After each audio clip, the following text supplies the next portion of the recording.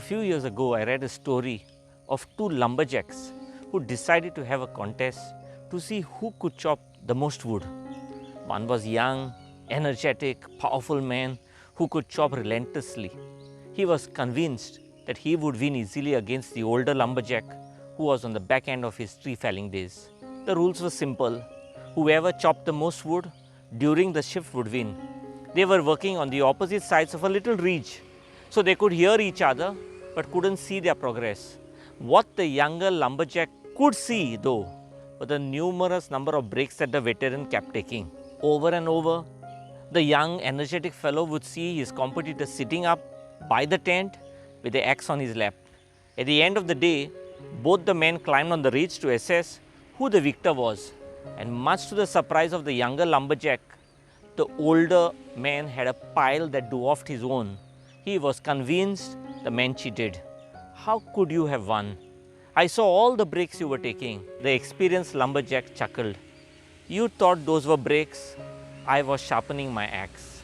Friends, chances are you have heard this anecdote before. However, do you know why it is important? As I reflected on the story, the metaphor sharpening the axe brought to mind two critical aspects. First, the need for continuous learning, and two, a decision to adopt a way of life that helps increase efficiency and productivity while reducing frustration. Most of us never bother to update our skills, often smug in the satisfaction that we have left our learning years behind. We think that whatever we have learned is very much enough. Many assume that learning ends at school or at college, and so to sharpen your axe is not a priority at all. Most of us don't even have the time or the patience to update skills, knowledge, or to take time to think and reflect.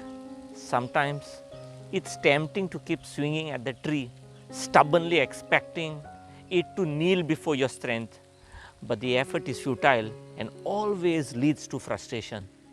If you are overworking yourself and your productivity begins to fall off, conventional wisdom says to take a break or maybe even go on a holiday. However, that isn't sharpening the saw. That's putting the saw down or putting your axe down. When you put down a worn out blade, it's still worn out. And when you eventually pick it up, again, it's still worn out. Sharpening your axe is about continuous learning. If one spends all his time just working hard and being busy, there are chances that he will miss skills that make the work easier through smart tools and skills that technology throws up every now and then. It is why many of us end up like the young woodcutter. Sharpening our skills from time to time is the key to remaining afloat in our profession. Futurologist Alvin Toffler, who had described knowledge as a superpower, had predicted that the future illiterates will not be the ones who cannot read and write, but those who cannot learn, unlearn, and relearn.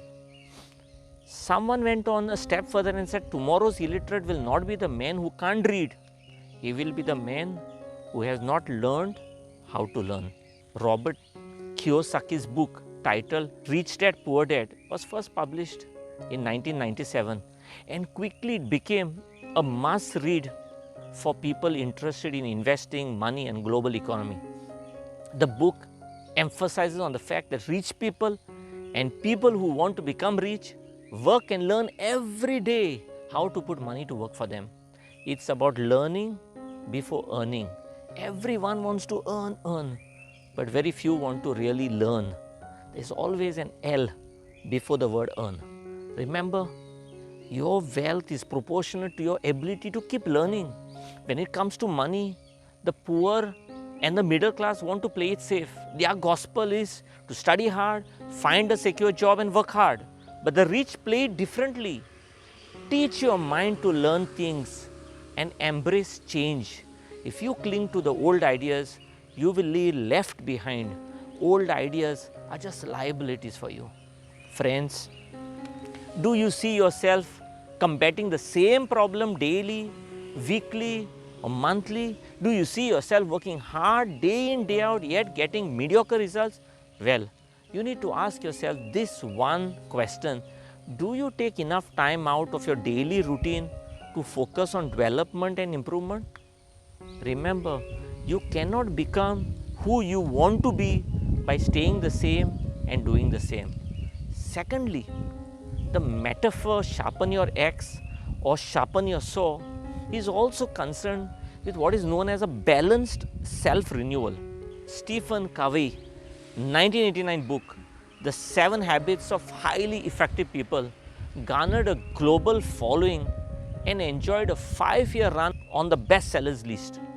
The book sold more than 25 million copies worldwide and empowered and inspired readers for over last 30 years and played a part in transformation of millions of lives across all ages, groups and professions. Now Stephen Covey discovered that high achievers were often plagued or troubled with a sense of emptiness. And in an attempt to understand why, he read several self-improvement, self-help books and popular psychology books written for the last 200 years. Now according to him, no matter how competent a person is, they will not have sustained and lasting success unless they can effectively lead themselves, influence, engage and collaborate with others and continuously improve and renew their capacities or capabilities. Now according to Stephen Covey, sharpen the saw means preserving and enhancing the greatest asset you have, and that is you.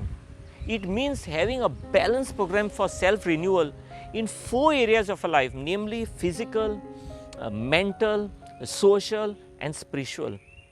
For Covey, sharpening the saw is the 7th habit, and it's about taking time to recharge, renew and refresh and refine the 4 dimensions of our natures, namely physical, spiritual, mental and social, so that we are more effective in our life's work. It's about regularly investing in ourselves so that we can reap dividends on a continual basis. It means working smarter, not harder. The habit is about keeping yourself sharp. It involves renewing and strengthening the 4 key dimensions of our life. That is our bodies, that's the physical aspect, our brains, that's the mental aspect, our heart, the social aspect, and our soul, the spiritual aspect. It's essential to tend to each area. The key word here is balance, because overindulgence in one area would mean neglecting another area. We are often so busy chasing our day-to-day commitments that we lose sight of the need to take care of ourselves. Some people are involved so much in their work that they neglect their family. Others may work hard on their family time and work but don't have enough time to eat correctly and exercise. Yet others may be obsessed with relationships but miss opportunity for personal growth and development. In all these examples, there is something called as imbalance. Taking a cue from his 7th habit, I would love to share some ways one can sharpen the saw. Eating right, sleeping well, drinking enough water, breathing deeply, exercising regularly will take care of the body or the physical dimension of our life. You could also register for an aerobic workout, relax in a bathtub, dance, or treat your body by pampering yourself to an hour-long massage at a spa. Nourish the soul or the spiritual dimension through meditation, pray, or remaining just silent. You could read scripture, practice your religion, serve others, or just simply think deeply. Tend to the brain or the mental dimension by learning to play a musical instrument, have intellectual conversation with friends, learning something new, update your skills, watching an YouTube tutorial, or just take a vacation.